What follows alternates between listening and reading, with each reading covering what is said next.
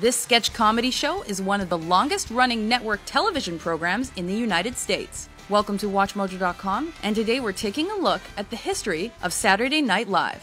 Is that the way the game's played? You can't start the show without saying that? You can't just say, here's a funny show, enjoy. You can't do that? Okay, fine. Live from New York, it's Saturday Night! Developed by Lorne Michaels and Dick Ebersol, Saturday Night Live is a late-night comedy and variety program that aired its first episode on October 11th, 1975 on NBC. Repeat after me.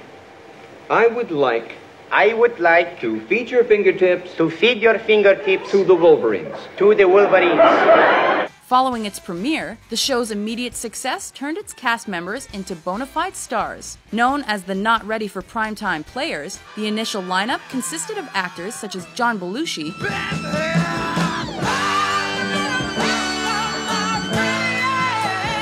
Dan Aykroyd, Fred Garvin, male prostitute, and Chevy Chase. It's my girlfriend's birthday. Hi, Jackie. Happy 17th. Saturday Night Live was conceived as a variety program to showcase edgy, often politicized humor. The first season highlighted young comedians acting with a different guest host each week, as well as musical performances, and included the program's longest-running sketch, Weekend Update. Let's take a brief look back at 1975, shall we? During the second season, Bill Murray was hired to replace Chevy Chase. Throughout the next few years, Saturday Night Live became popular among a younger television audience for its memorable characters and catchphrases, as seen in skits such as the Blues Brothers, the Coneheads, and the Nerds.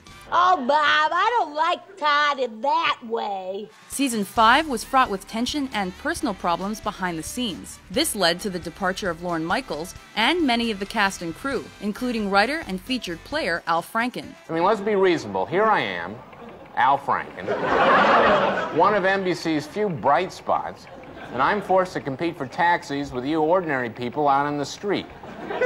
The next season was a commercial disappointment, though it did introduce the comedic talents of Eddie Murphy. Dick Ebersol then took over the reins for the next several years, with a mostly new cast and more straightforward sketches. Nevertheless, neither Ebersol nor any of the newly added actors returned to the show when Lorne Michaels came back later that year for its 11th season. Michaels hired both well-known and little-known actors such as Randy Quaid, Robert Downey Jr., Dennis Miller, and Jon Lovitz, though this cast did not do as well as was hoped. A new crop of actors was hired in the late 1980s, and as a result, the ratings for Saturday Night Live shot up. Well, isn't that special?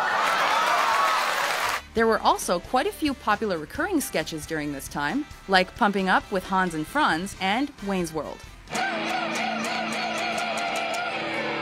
Another transition soon came along. New players who found fame included David Spade, Chris Farley, and Adam Sandler. These actors became known for their characters, such as Matt Foley, motivational speaker. Well, I'm here to tell you that you're probably gonna find out as you go out there that you're not going to amount to jack squat!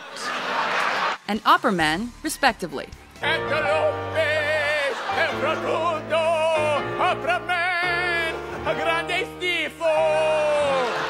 The following years saw a huge turnover as many cast members left and new ones were hired. In the late 90s, actors such as Sherry O'Terry, Daryl Hammond, Chris Kattan, and Will Ferrell made a splash. Oh my God! What is it?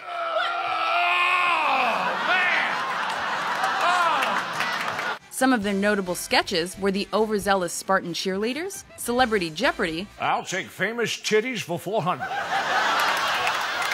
Titles. Famous titles. And the Clubbing Butabi Brothers.